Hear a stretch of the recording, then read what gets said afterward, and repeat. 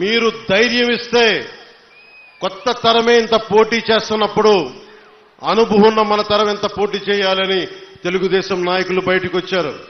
కేంద్రం మనకు అండగా ఉండి మనం ఎంకెంత బాగా పనిచేయాలని చెప్పి భారతీయ పార్టీ జనతా నాయకులు అందరం కలిపి ఈ రోజు వచ్చి 164 స్థానాల్ని బలంగా గెలుచుకొని ఒకటే అన్నారు కదా మనల్ని, నువ్వు అసెంబ్లీలోకి ఎలా అడుగు పెడతావో మేము చూస్తాం.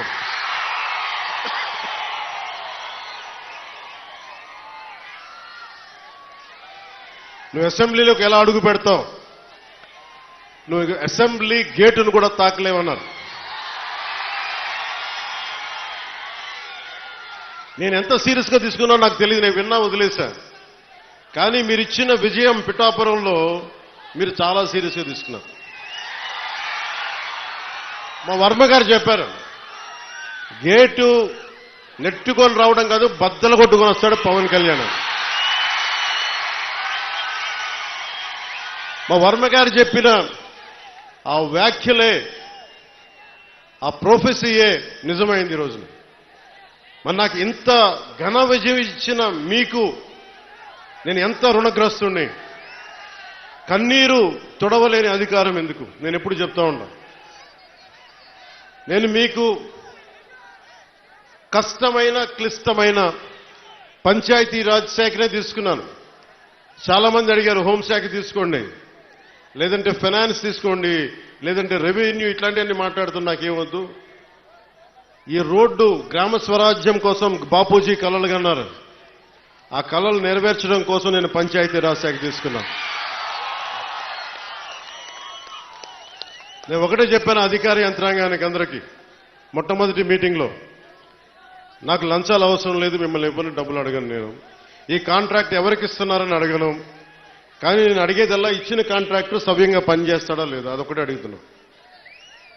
అలాగే ముందస్తుగా చెప్పిన మీటింగ్లో, రివ్యూ మీటింగ్లో ఒకటే అడిగా, నేను ఇప్పుడు దాకా నా జీవితంలో నేను సంపాదించిన డబ్బు అకౌంట్లో కూడా ఎప్పుడు చూడడం. ఖర్చు అయితే ఖర్చు అయింది, ట్యాక్స్ వచ్చే డబ్బులు వచ్చినాయి, ట్యాక్స్ కట్టే ఇంతే పెట్టుకున్నా.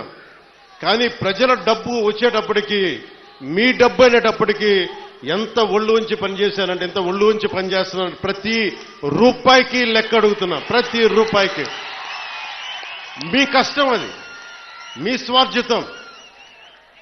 తాజ్మహల్ కట్టి నిర్మాణానికి రాళ్లెత్తిన కూలీలు ఎవరంటారు? ఈ దేశ ప్రగతికి కండలు కరిగించింది ఎవరు? ఈ దేశ ప్రగతికి రక్త మాంసాలని ధారబోసింది ఎవరు? అది ప్రజలు, అది మీరు. అందుకే నాకు బాధ్యత ఉంది. నేను మీకు ఈ రోజు నేను చెప్తా ఉన్నాను, ఆ రోజున ప్రమాణ స్వీకారం చేశాను. మొన్న మన కార్యకర్తల సమావేశంలో ప్రమాణ స్వీకారం చేశాను.